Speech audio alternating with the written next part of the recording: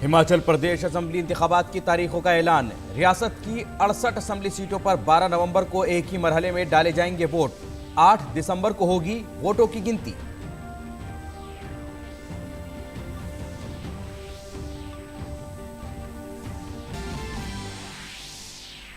वाराणसी की जिला अदालत का ज्ञानवापी कॉम्प्लेक्स पर बड़ा फैसला। मुबैना शिवलिंग की कार्बन डेटिंग का मुतालबा मुस्तरद।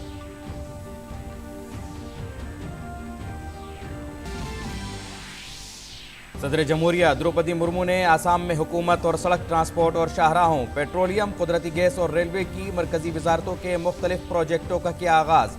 इन प्रोजेक्टों में जदीद सहूलियात के साथ कई मॉडल्स शामिल। शुमाल मशरिक के दौरे के तीसरे दिन गुवाहाटी में मां कामख्या के किए दर्शन।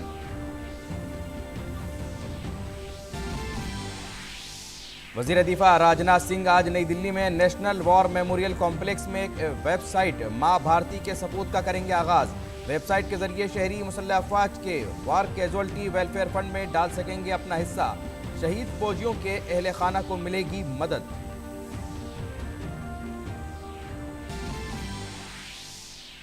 दिल्ली के मुबैना शराब पॉलिसी घपला मामले में फिर से ईडी की कार्रवाई। दिल्ली के 25 मकामात पर सर्च ऑपरेशन। दिल्ली के शराब के कई बड़े ताजिरों की रिहाइशगाहों और दीगर मकामात पर तलाशी मुहिम जारी।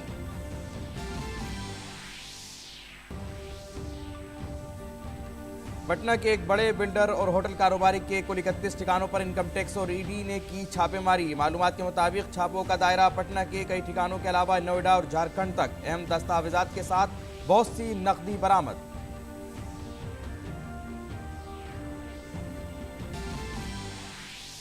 और भुवनेश्वर में खेले जा रहे FIFA under 17 women's world cup में आज मेजबान भारत का मुकाबला मराकश से होगा। मुकाबले में पहली जीत दर्ज करने के इरादे से मराकश के खिलाफ उतरेगी भारतीय टीम।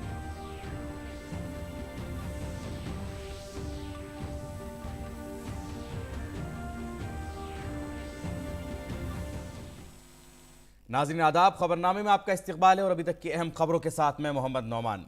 हिमाचल असेंबली इंतखाबात की तारीखों का ऐलान कर दिया गया है। रियासत की तमाम 68 असेंबली नशिस्तों पर एक ही मरहले में 12 नवंबर को वोट डाले जाएंगे। रियासत में वोटों की गिनती 8 दिसंबर को होगी। इलेक्शन कमीशन ने कहा है कि तमाम पोलिंग स्टेशन ग्राउंड फ्लोर पर बनाए जाएंगे। तमाम लोगों को उनके घरों से 2 किलोमीटर के फासले पर पोलिंग स्टेशन फराहम करने की कोशिश की गई है। रियासत में इस बार असेंबली इंतखाबात में 55 लाख से ज्यादा वोटर हैं। हिमाचल में मर्द वोटरों की तादाद 27,80,208 है, जबकि ख्वातीन वोटर्स की तादाद 27,27,016 है। हिमाचल में 1,86,000 से ज्यादा वोटर पहली बार हक राय दही का इस्तेमाल करेंगे। हिमाचल में 1,184 वोटरों की उम्र 100 साल से ज्यादा है। The election would be in one phase. Last date for nomination would be 25th October, that is Tuesday. Date for scrutiny would be 27th. Last date for withdrawal would be 29th. And date of poll 12th November. And date of counting 8th December. And the entire process is completed by 10th of December. So again, through you with the appeal to all the voters on behalf of all of us to come and vote in the state of Himachal. Chief election commissioner Rajiv Kumar ने कहा कि रियासत में आज़ादाना और मुनसिफाना इंतखाबात कराने के लिए इंतजामिया ने पूरी तैयारी कर ली है, जिसमें तकनीक के जरिए सिक्योरिटी इंतजामात को मजीद मजबूत बनाने पर काम किया जा रहा है। इसके तहत कहीं भी गड़बड़ी होने पर आप रास्त तौर पर शिकायत दर्ज करा सकते हैं। Any complaint, and the moment he load, either he can take a picture from his mobile, he can write on a paper and take a photo, or he can type. And the moment he sends a message to C-Vigil, his longitude and latitude is automatically fed. Means his location, geolocation is known. And our team will reach within 60 minutes flat and would answer in 90 minutes. So what we are saying, what we are appealing through you to our voters, कि अगर कहीं भी कोई भी दुरुपयोग money power का, narcotics का, drugs का, किसी भी तरीके का उनको नजर आता है, किसी भी पोलिंग पार्टी का कोई चीज गलत नजर आती है, तो कृपया उसको सी विजिल पे डालें। कुछ स्टेट्स ने बहुत इफेक्टिवली सशक्त तरीके से इसको यूज किया। चीफ इलेक्शन कमिश्नर ने कहा कि उम्मीदवारों के ताल्लुक से पूरी मालूमात दे दी जाएंगी, जिससे पोलिंग से पहले वोटर को अपने उम्मीदवार के बारे में पूरी मालूमात हासिल हो। And very critical application is KYC, know your candidate. तो कैंडिडेट का पूरा affidavit which will give all his assets and liabilities and all the criminal background, if any, would be made available to the voters through this app of Know Your Candidate. अगर किसी भी candidate की कोई भी राजनीतिक और कोई भी आपराधिक पृष्ठभूमि है तो वो इस पर स्पष्ट रूप से दिखाई देगी, क्या अपराध है उनके ऊपर में, किस तरीके की FIR है, उसकी क्या डिटेल्स हैं, केस की क्या स्टेटस है। And in addition, as you all know, 3 times they will have to publish in the newspapers. इसके साथ ही मुल्क की 6 रियासतों की 7 असम्बली सीटों पर होने वाले ज़िमनी इंतखाबात के लिए इंतखाबी सरगर्मियाँ तेज़ हो गई हैं। असम्बली के ज़िमनी इंतखाबात के लिए कागजात नामजदगी दाखिल करने का आज आखिरी दिन था। मुल्क की 7 असम्बली सीटों पर 3 नवंबर को ज़िमनी इंतखाबात होने हैं। महाराष्ट्र की 1 सीट, बिहार की 2 असम्बली सीटों और यूपी की 1 सीट पर इंतखाबात होने हैं। इसके अलावा हरियाणा की 1 सीट, तेलंगाना की 1 सीट और ओडिशा की 1 नशिस्त के लिए ज़िमनी इंतखाबात होंगे।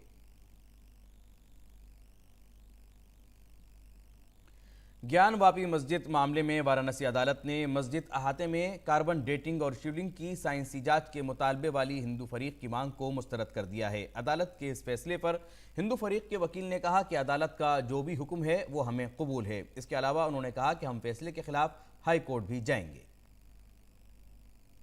जो लोग इसमें 110 या 18 के तहत आए हुए हैं, पार्टी बन रहे हैं, पक्षकार बन रहे हैं, उनको माननीय न्यायाधीश महोदय सुन रहे हैं, तो आश्वानित है कि कापी मिलने के बाद विस्तृत अध्ययन करेंगे और फिर उच्च न्यायालयों का भी मार्ग प्रशस्त हमारे लिए होगा। निसंदेह हम उच्च न्यायालयों में भी अपनी बात रखेंगे, क्योंकि विज्ञान की कसौटी पर जीवन जिया जा सकता है।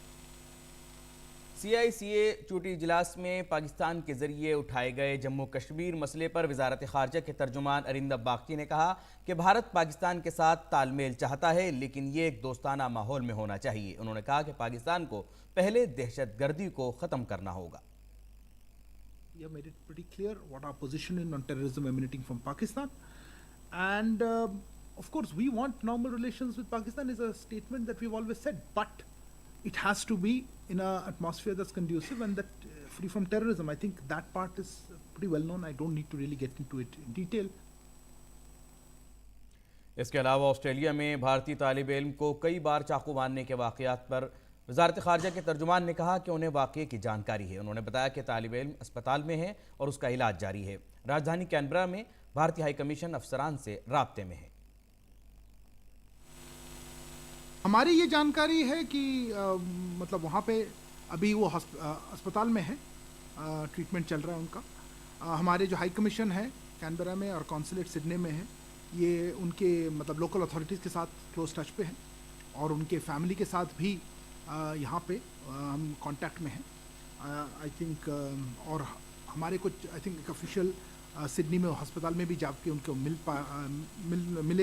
पाए और हमारे कॉन्सुलर जो सर्विसेज हैं हमने उसको एक्सटेंड किया और हमें अभी ज्ञात हुआ है कि कुछ एक सस्पेक्ट हैं जो हिरासत में ली गए हैं, पर इसके बारे में ज़्यादा डिटेल्स आपको ऑस्ट्रेलियन अथॉरिटीज़ के बारे में बता पाएंगे ऑन द इन्वेस्टिगेशन। पर हमारा यही एक्सपेक्टेशन यही है कि इसको सीरियसली देखा जाए और इसको जो कार्रवाई किया जाए जो भी परपेट्रेटर्स हैं। इत्तलात और नशरियात के वजीर अनुराग ठाकुर आज बिलासपुर के निमोहल पहुंचे। निमोहल पहुंचने पर कामधेनु इदारे के अरकान ने उनका खैर मकदम किया।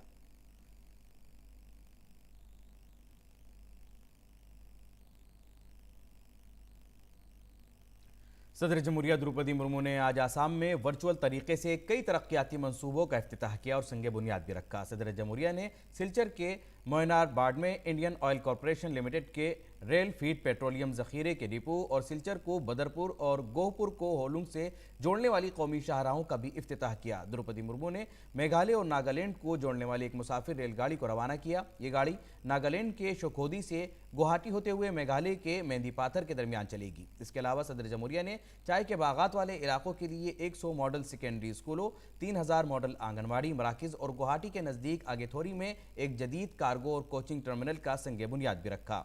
गवर्नर जगदीश मुखी, वजीर आला हेमंत बिस्वा शर्मा, पेट्रोलियम और कुदरती गैस के वजीर मुमलिकत रामेश्वर तेली और रियासती हुकूमत के कई वज़रा इस मौके पर मौजूद थे। अपने खिताब में सदर जमहूरिया ने कहा कि इन मनसूबों का फ़ायदा पूरे मुल्क को मिलेगा और मनसूबों की कामयाब अमल आवरी से तिजारत और रोज़गार के मौक़े पैदा होंगे।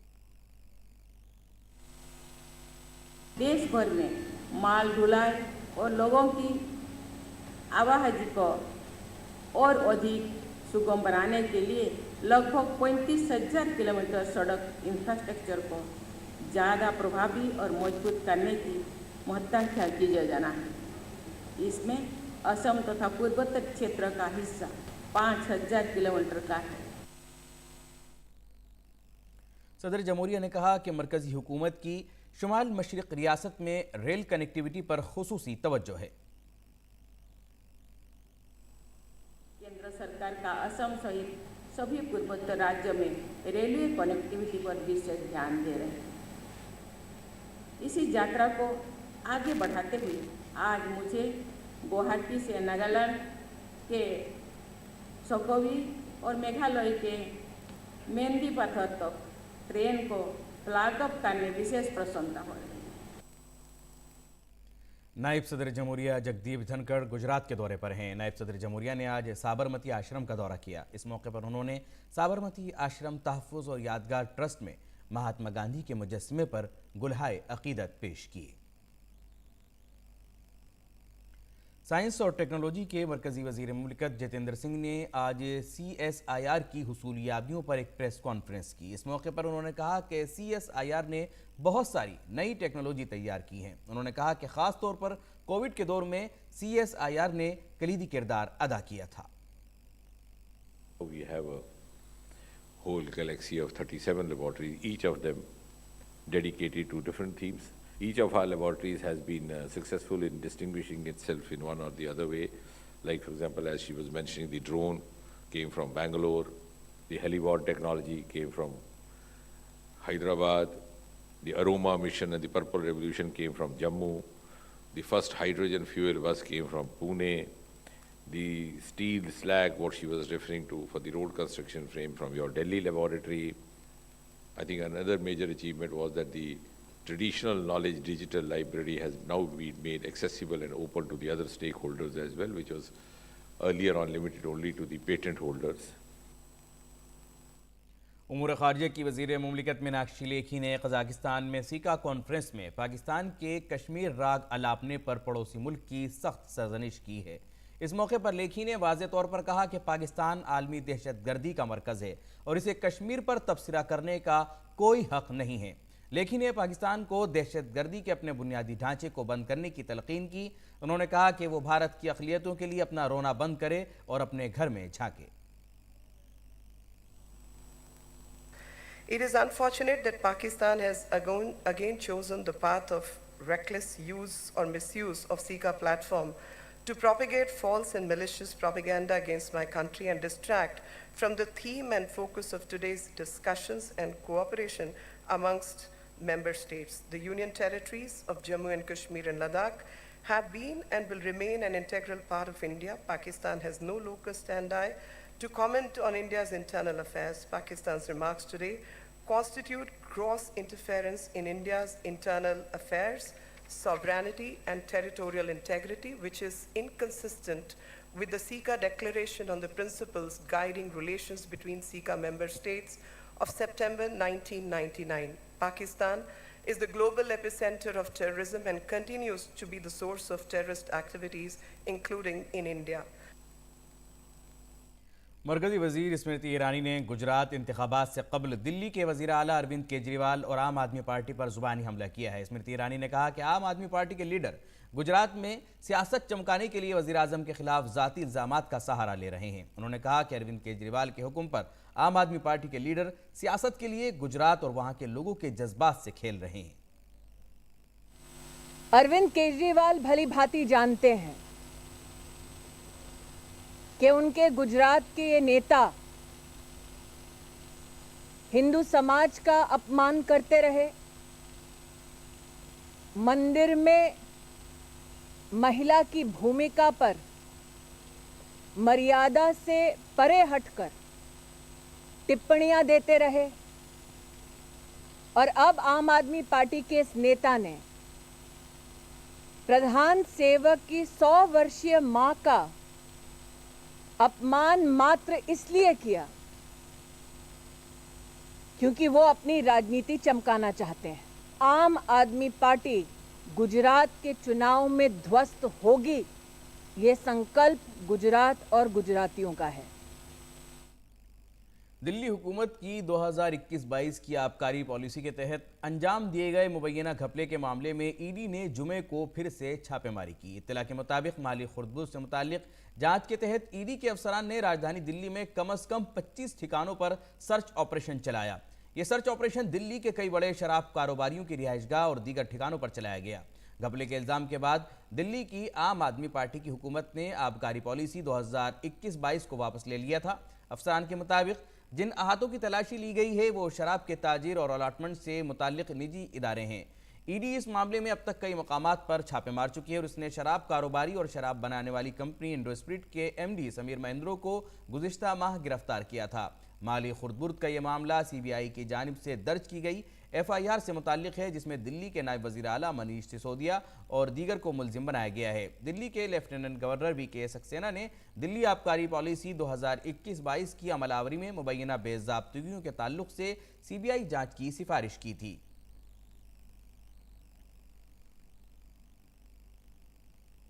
पटना के एक बड़े बिल्डर और होटल कारोबारी के कुल 31 ठिकानों पर ईडी की दबिश जारी है। बताया जा रहा है कि गब्बू सिंह और इनके स्टाफ के अलग-अलग ठिकानों पर आईटी और ईडी ने छापेमारी की। छापेमारी का दायरा पटना के कई मकामात के अलावा नोएडा और झारखंड तक बताया जा रहा है। मौसूल इत्तला के मुताबिक पटना के बोरिंग रोड पर वाक़ गब्बू सिंह के दफ्तर गोविंद कंस्ट्रक्शन में छापेमारी की है। इससे मुताल्लिक छापेमारी पटना के राजीव नगर और पटेल नगर में भी चल रही है। इसमें इनका गांव भी शामिल है। बताया जा रहा है कि गब्बू सिंह का एक सियासी जमात से भी नज़दीकी ताल्लुक है। पटना में कई मकामात पर छापेमारी हो रही है। शिवपुरी में गब्बू का घर है, कबीर अमन पथ पर इसका दफ्तर है। इसके अलावा इसके स्टाफ के घर पर भी रेड जारी है। आईटी के साथ ईडी की टीम भी रेड कर रही है। पटना के अलावा दिल्ली और नोएडा में वाक़ ठिकानों पर भी रेड डाली गई। अहम कागजात के साथ नकदी भी बरामद की गई है। हालांकि रुपए की गिनती अभी नहीं हो सकी है। गब्बू सिंह की गिनती बड़े बिल्डरों में होती है, वो होटल कारोबार से वाबस्ता हैं। इनके अलावा इसके सियासी रसूख भी हैं। इनका एक बड़ा सियासी जमात से भी ताल्लुक है। अफसरान ने कहा है कि रुपए की अभी गिनती नहीं हुई है, ये लाखों में है। इनकम टैक्स की जानिब से मजीद कहा गया है कि खुफिया इत्तला की बुनियाद पर इनपुट जमा किया गया था। इसके बाद पूरी तैयारी के साथ रेड डाली गई। जब्त शुदा कागजात की जांच की जाएगी। इसके बाद कानून के मुताबिक कार्रवाई की जाएगी। आगे ईडी की कार्रवाई जारी रहेगी। गब्बू सिंह इस मामले में उनसे जल्द पूछताछ की जाएगी।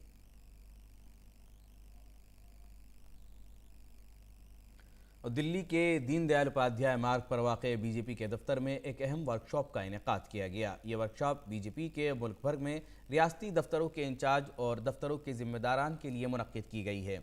इस वर्कशॉप का इफ्तिताह बीजेपी के कौमी सदर जेपी नड्डा ने चराग रोशन करके किया। इस मौके पर तंजीम के जनरल सेक्रेटरी बीएल संतोष, बीजेपी हेडक्वार्टर के इंचार्ज और general secretary member parliament Arun Singh समेत मुल्क के सभी रियासतों के बीजेपी दफ्तरों के इंचार्ज और दफातर के जिम्मेदारान शिरकत कर रहे हैं। इस वर्कशॉप का इनेकाद ऐसे मौके पर किया जा रहा है जब मुल्क में आने वाले वक्त में 2 रियासतों के असम्बली इंतखाबात होने हैं। इसके अलावा बीजेपी ने लोकसभा इंतखाब 2024 की तैयारी शुरू कर दी है। लोकसभा इंतखाब के पेश नज़र बीजेपी की ये वर्कशॉप बेहद अहम है। और दिल्ली यूनिवर्सिटी के शोबे उर्दू में सालाना खुतबात का एहतमाम किया गया। प्रोग्राम में आज़ादी के 75 साल, हुकूक़ निस्वा, चैलेंजेस और इम्कानात के उन्वान पर दानिश्वरों ने अपनी बेबाक राय रखी। प्रोग्राम में शरीक पद्मश्री मृणाल पांडे ने कलीदी खुतबा पेश किया। प्रोग्राम से खिताब करते हुए उन्होंने सैर हासिल गुफ्तगू की। प्रोग्राम की सदारत उर्दू अकादमी दिल्ली के सेक्रेटरी मोहम्मद आबिद अहसन ने की, जबकि निज़ामत की जिम्मेदारी दिल्ली यूनिवर्सिटी के शोबे उर्दू की सदर प्रोफेसर नजमा रहमानी ने निभाई। प्रोग्राम के कन्वीनर प्रोफेसर अर्जुमन आरा ने प्रोग्राम के मकासद पर तफसील से रोशनी डाली। काबिल ज़िक्र है कि इस प्रोग्राम का इनेकाद को कौमी कौंसल बराए फ़रोग़ उर्दू ज़बान के माली ताउन से अमल में आया। प्रोग्राम में बड़ी तादाद में असातिज़ा और तलबा के अलावा मुहिब्बान उर्दू ने शिरकत की। वाशिंगटन DC के जॉनसन हॉपकिंस यूनिवर्सिटी में एक प्रोग्राम के दौरान मरकज़ी वज़ीर ख़जाना निर्मला सीतारमन ने मुल्क में 5G खिदमात के लॉन्च से मुताल्लिक़ कुछ अहम इत्तलात पर रोशनी डाली। उन्होंने कहा कि भारत में 5G तकनीक पूरी तरह से मुल्क में तैयार हुई है, जिसे कहीं और से दरामद नहीं किया गया है। उन्होंने मज़ीद कहा कि भारत अब दीगर ममालिक को 5G तकनीक मुहैया करा सकता है। उन्होंने कहा कि हमें भारत की इस हुसूलियाबी पर बेहद फ़ख्र है। The 5G that we've launched in our country is completely indigenous, standalone. There could be some critical parts coming from, say, countries like Korea, but certainly not coming from somebody else. So, completely indigenous technology that we can now provide 5G for countries which they want, whoever wants it. So, our 5G is not imported from somewhere else, it's our own, product. आज मुल्क का share बाजार तेजी के साथ खुला। आज BSE का सेंसेक्स तकरीबन 1068 पॉइंट्स की तेजी के साथ 58,304 की सतह पर खुला। वहीं NSE का निफ्टी 296 पॉइंट्स की तेजी के साथ 17,310 पॉइंट की सतह पर खुला। बैंकिंग इंडेक्स, IT इंडेक्स और टेक इंडेक्स में 2% से ज़्यादा सबकत देखी गई। सभी सेक्टर में खरीदारी का माहौल है। Infosys, HDFC bank, HDFC, UPL, Kotak Mahindra में 2 से 5% तक तेजी देखी गई। सितंबर महीने में थोक महंगाई की शरह में कमी दर्ज की गई है। सरकारी आदादोशुमार के मुताबिक सितंबर में थोक महंगाई की शरह 10.7% रही, जो अगस्त महीने में 12.41% थी। मुसलसल 18 महीने से थोक महंगाई की शरह दहाई के अदद को पार कर गई। खुर्दनी अशिया की थोक महंगाई शरह सितंबर में कम होकर 11.03% पर आ गई, जो अगस्त में 12.37% की सतह पर थी। मैन्युफैक्चरिंग गुड्स सेक्टर में महंगाई 6.34% पर रही। रेपो रेट के मुताबिक महंगाई को लेकर अगले हफ्ते सरकारी आला सतही मीटिंग करने जा रही है। और आलमी खबरों में इराक में जारी सियासी तातुल को ख़त्म करते हुए मुल्क की पार्लियामेंट ने कुर्दिस्तान अब्दुल लतीफ़ राशिद को मुल्क का नया सदर मुंतखब कर लिया है। इराक के नौ मुंतखब सदर ने जुमेरात को पार्लियामेंट में वोटिंग के 2 राउंड के बाद इराकी कुर्द बरहम साले को शिकस्त दी। 78 साला बरतानवी तालीम याफ्ता इंजीनियर राशिद 2003 से 2010 तक इराक के आबी वसाइल के वजीर थे। यहाँ सदारती नामजदगी पर वोटिंग का पहला मरहला मतलूबा 2/3 अक्सरियत हासिल करने में नाकाम रहा है। इराक ने रवा साल 7 फरवरी से 30 मार्च तक नए सरबराह मुमलिकत के इंतखाब के लिए 3 नाकाम कोशिशें की हैं। जुमेरात को जब अक़वाम मुत्तहिदा की जनरल असम्बली ने रूस की तरफ से यूक्रेन के 4 इलाकों के इल्हाक़ किए जाने की मजम्मत की थी, वहीं रूसी अफवाज यूक्रेन के शहर माइकोलियो पर मिसाइल ताक रही थी। रूस ने यूक्रेन के दारुल-हुकूमत कीव के मज़ाफ़ाती इलाकों पर ईरानी साख्ता ड्रोन से हमले भी किए हैं। कीव के इलाकाई गवर्नर के मुताबिक ये हमले कीव के करीबी इलाकों में हुए। यूक्रेन के सदारती दफ्तर के मुताबिक खित्ते में अहम इंफ्रास्ट्रक्चर को निशाना बनाया गया। दूसरी जानिब यूक्रेन के जनूबी महाज पर जारी लड़ाई के दरमियान माइकोलियो शहर में रात भर होने वाली गोलीबारी में एक 5 मंजिला इमारत मुनहदिम हो गई। इस दौरान यूक्रेन ने भी रूस के ज़ेर कब्जा इलाकों को वापस लेकर जवाबी कार्रवाई की। ओपेक प्लस के रुकन ममालिक ने खाम तेल की पैदावार में 20 लाख बैरल योमिया कमी का फैसला किया है, जिससे दुनिया में तेल की कीमतें मुस्तकम रखने में मदद मिल सकेगी। सऊदी अरब ने यह बात अमेरिका के इस इल्ज़ाम के बाद कही है, जिसमें कहा गया है कि पैदावार में कमी का फैसला रूस के ज़ेर असर किया गया है। सऊदी अरब की वजारत ख़ारजा ने कहा कि पैदावार में कमी का फैसला रुकन ममालिक की रजामंदी से किया गया है। नीज़ ये फैसला मांग और रसद की सूरत हाल के पेश नज़र माशी बुनियादों पर किया गया है, जिसकी कोई सियासी वजह नहीं है। दूसरी तरफ अमरीकी सदर जो बाइडन पहले ही मुतनब्बे कर चुके हैं कि सऊदी अरब को पैदावार में कमी के नताइज का सामना करना पड़ेगा। अमरीका का ख्याल है कि तेल बरामद करने वाले ममालिक का ग्रुप पैदावार में कमी करके ओपेक प्लस रूस की मदद कर रहा है।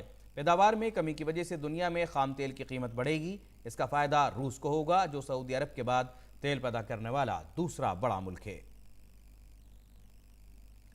अमरीका में रोज़ाना फायरिंग की खबरें मंजर आम पर आ रही हैं। अब ऐसी ही खबर जनूबी अमरीकी रियासत शिमाली कैरोलिना से सामने आई है। फायरिंग का वाक़या रिहायशी इलाके में पेश आया, जिसमें एक ऑफ ड्यूटी पुलिस एहलकार समेत 5 अफराद के मारे जाने की इत्तला है। वहाँ के मेयर मेरी हाल्डोन ने वाक़े में 5 अफराद की हलाकत की तस्दीक की है। पुलिस ने मुश्तबा हमलावर को हिरासत में ले लिया है। इस वाक़े में कम अज़ कम 4 अफराद ज़ख्मी हुए हैं, जिन्हें फौरी तौर पर अस्पताल मुंतकिल किया गया। लोगों को मुतनब्बे किया गया है कि वो बगैर ज़रूरी काम के घरों से बाहर ना निकलें। पूरे इलाके में चौकसी बढ़ा दी गई है। इसके अलावा नॉर्थ कैरोलिना के गवर्नर राय कूपर ने भी इस मामले में शहर के मेयर से बात की। इस पूरे इलाके में सख्त अमन व अमान नाफिज करने की हिदायत दी गई हैं। और जर्मनी में महंगाई की शरह 32 साल बाद सितंबर में 10% तक पहुंच गई है। मुल्क में शरह अफरात ज़र इससे कबल 1990 में इतनी बुलंद सतह पर पहुंची थी। रिपोर्ट के मुताबिक जर्मनी में अफरात ज़र की शरह इस साल 8% और अगले साल 7% रहने का इम्कान है। काबिल ज़िक्र बात यह है कि जर्मनी पहले ही तवानाई के बहरान से नबर्द आज़मा है। मुल्क के इक़्तिसादी उमूर के वज़ीर रॉबर्ट हैक ने कहा कि तवानाई का मौजूदा बहरान माशी और समाजी बहरान में तब्दील होने का ख़तरा है। इन्होंने जोर दिया कि मुल्क में अगले साल कसाद बाजारी भी मुमकिन है। माली में बस में धमाके के नतीजे में 11 अफराद हलाक और 50 से ज़ायद ज़ख्मी हो गए। इंतहा पसंदों का गढ़ कहे जाने वाले मोप्टी इलाके में बस धमाका खेज मवाद का शिकार हो गई। इंतजामिया का कहना है कि ज़ख्मियों को अस्पताल में दाखिल कराया गया है। माली एक तवील अरसे से इंतहा पसंद शोरिश से नबर्द आज़मा है, जिसकी वजह से हज़ारों अफराद की जानें तलफ हुई हैं। फीफा अंडर 17 खातून आलमी कप में आज भारत का मराकश से सामना होगा। पहले मैच में 8 गोल की शिकस्त ने मेज़बान टीम भारत के हौसले ज़रूर पस्त किए हैं, लेकिन टीम आज अपने दूसरे मैच में अपनी साख बचाने के लिए बेहतर कारकर्दगी का मुजाहरा करने की कोशिश करेगी। क्वालिफाइंग टूर्नामेंट में मराकश ने घाना को पेनल्टी शूट आउट में शिकस्त दी थी। दूसरी जानिब भारत को मेज़बान के तौर पर मुकाबले में बराह रास्त एंट्री मिली है। और अब बात क्रिकेट की। भारत और श्रीलंका के दरमियान खातून एशिया कप का खिताबी मुकाबला होगा। ये मैच कल बांग्लादेश के सिलहट स्टेडियम में खेला जाएगा। अहम बात यह है कि पहले सेमीफाइनल में भारत ने थाईलैंड को 74 रन से शिकस्त दी थी। इसके साथ ही दूसरे सेमीफाइनल में श्रीलंका ने पाकिस्तान को सनसनीखेज मुकाबले में 1 रन से शिकस्त दी थी। विमेंस एशिया कप के फाइनल में भारत और श्रीलंका की टीमें 5वीं बार आमने सामने होंगी। नाज़रीन, इसी के साथ खबरों का बुलेटिन भी यहीं मुकम्मल होता है। इजाज़त दीजिए। आदाब।